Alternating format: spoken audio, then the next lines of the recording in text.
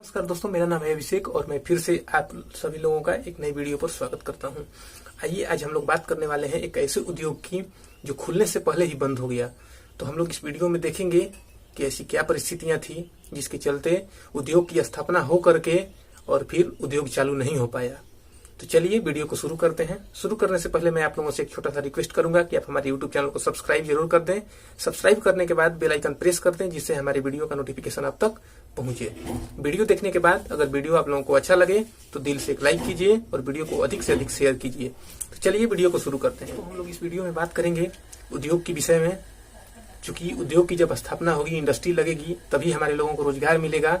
और जब से कोरोना में हमारे यहाँ के मजदूर प्रवासी बने हैं, तब से उद्योग की बात ज्यादा चर्चा में रह रही है कि यहाँ पर उद्योग लगेगा। सरकार कह रही है यहाँ के लोगों को अपने रोजगार के लिए बाहर नहीं जाना पड़ेगा, यहीं भी रोजगार मिल जाएगा।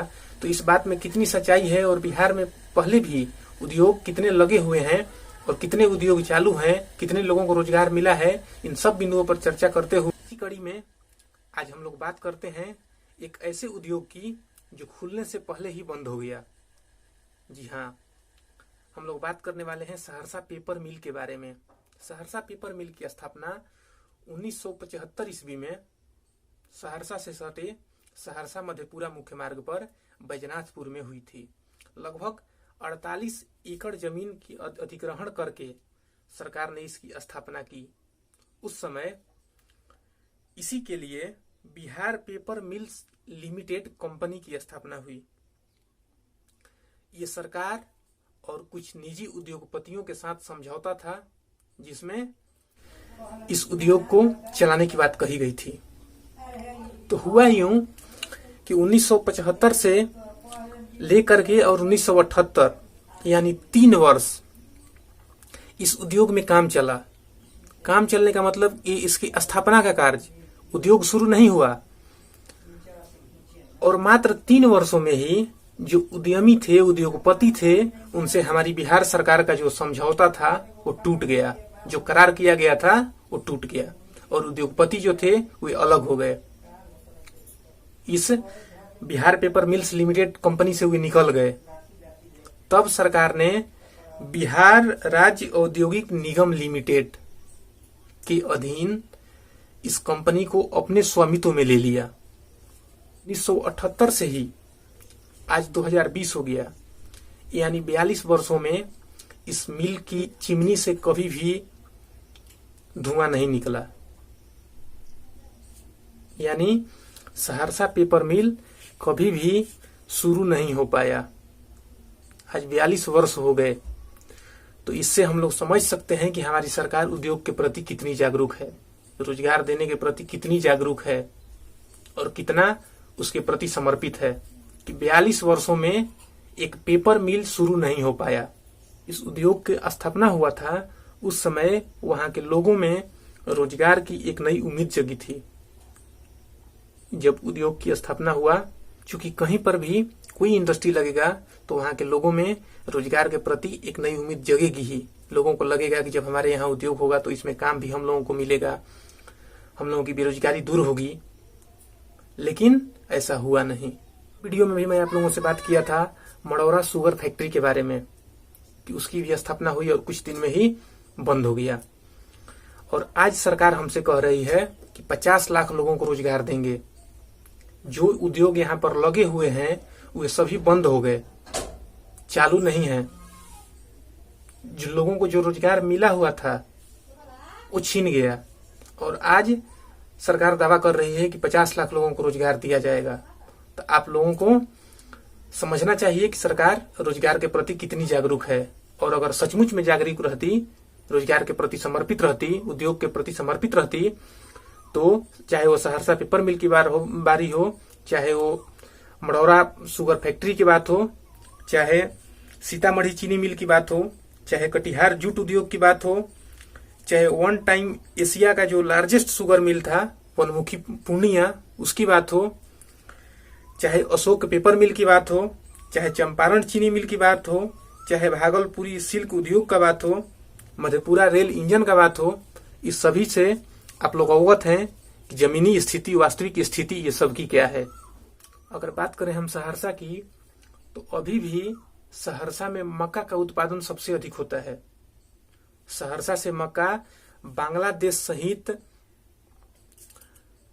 भारत के दक्षिणी राज्यों में भी जाता है और वहां मक्का का उत्पादन इतना अधिक होता है कि मक्का पर आधारित उद्योग अगर वहां पे लगेंगे तो कच्चा माल निश्चित ही वहां से मिलेगा और वहां के लोगों को भी मक्का बेचने के लिए इधर उधर नहीं दौड़ना पड़ेगा। ऐसा बोला जाता है कि सहरसा के किसान अगर एक बार मक्का बेचते हैं तो अपने बेटी के हाथ पीले कर देते हैं। तो इससे समझ सकते हैं कि सहरसा मक्का उत्पादन में कितना आत्मनिर्भर है।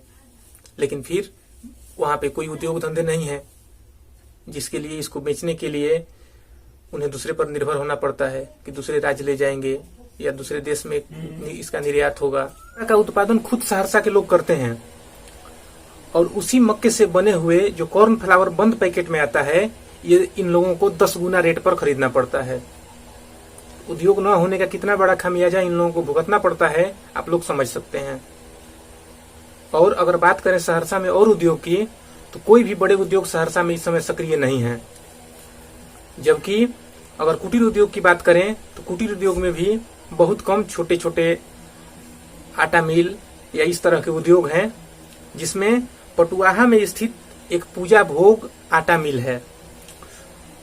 तो वे भी उसके जो ऑनर हैं, उसके संचालक हैं अर्जुन चौधरी, वे बताते हैं कि जो कोसी क्षेत्र है, चाहे वो सहरसा हो या सुपौल हो या मधेपुरा हो, खगड़िया हो, इधर असामाजिक तत्वों द्वारा रंगदारी भी एक प्रमुख समस्या है, जिससे ये लोग सुरक्षित नहीं हैं और अपने आप को असुरक्षित महसूस करते हैं। कि उद्योगपतियों को बिहार में इन्वेस्ट न करने के कारण में एक ये भी है, असामाजिक तत्वों से उन लोगों को खतरा है।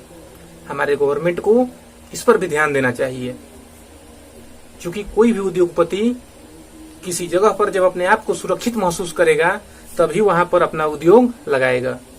करते हैं कोसी क्षेत्र की, तो मक्का के अतिरिक्त मखाना का भी उत्पादन प्रचुर मात्रा में उधर होता है, लेकिन इससे भी संबंधित कोई उद्योग नहीं है। हमारे गवर्नमेंट को चाहिए कि हमारे किसी भी क्षेत्र विशेष में जिस चीज का उत्पादन अधिक होता है, जिस भी कच्चे माल में हम आत्मनिर्भर हैं, उससे संबंधित उद्योग वहां पर स्थापित करे या स्थापित कराने के लिए पहल करे, जिससे बाहर के उद्योगपति आकर के भी हमारे बिहार में इन्वेस्ट करें और हमारा कच्चा माल तो बिके ही, इसके साथ साथ हमारे यहाँ के युवाओं को, यहाँ के लोगों को अधिक से अधिक रोजगार मिले। क्योंकि जब तक हमारे यहाँ रोजगार का सृजन नहीं होगा, हम रोजगार के लिए दूसरे पर कितने दिनों तक निर्भर रहेंगे। हम बाहर से बने हुए सभी प्रोडक्ट का इस्तेमाल करते हैं, उसका टैक्स भरते हैं और वो टैक्स दूसरे राज्य के लोगों को मिलता है, दूसरे राज्य की सरकार के फंड में जाता है। तो इन सब मुद्दों पर हमारे सरकार को भी गंभीरता पूर्वक विचार करनी चाहिए। साथ ही बिहार में इस तरह की परिस्थिति का भी निर्माण सरकार को करना चाहिए, जिससे यहाँ पर उद्योगपति अपने आप को सुरक्षित महसूस कर सकें और यहाँ पर वो एकदम निडर होकर के अपना उद्योग स्थापित कर सकें, जिससे यहाँ के लोग भी आत्मनिर्भर बनेंगे, लोगों को रोजगार भी मिलेगा, कच्चा माल भी बिकेगा और हमें रोजगार के लिए दूसरे स्टेट में इधर उधर भटकना नहीं पड़ेगा, हम आत्मनिर्भर हो पाएंगे। चलिए अब हम लोग वीडियो को यहीं पर खत्म करते हैं, क्योंकि वीडियो काफी लंबा भी हो गया। और अगर वीडियो आप लोगों को अच्छा लगा हो तो वीडियो को दिल से लाइक कीजिए, साथ ही साथ इसको अधिक से अधिक शेयर कीजिए, जिससे और लोगों को भी पता चल सके कि हमारा जो बिहार है उसमें कहां पर किस किस चीज का उत्पादन होता है और कच्चा माल में हम कितने आत्मनिर्भर हैं। हमें भी क्षमता है कि हम उद्योग को चला सकते हैं, चाहे वो कच्चे माल की बात हो, चाहे वो लोगों की बात हो, चाहे वो मजदूरों की बात हो, हमें भी वो क्षमता है कि हम बिहार में उद्योग चला सकते हैं। बस जरूरत है यहाँ के लोगों को, यहाँ के सरकार को जागृत होने की, सक्रिय होने की। बहुत बहुत धन्यवाद। फिर मिलेंगे एक नए वीडियो में।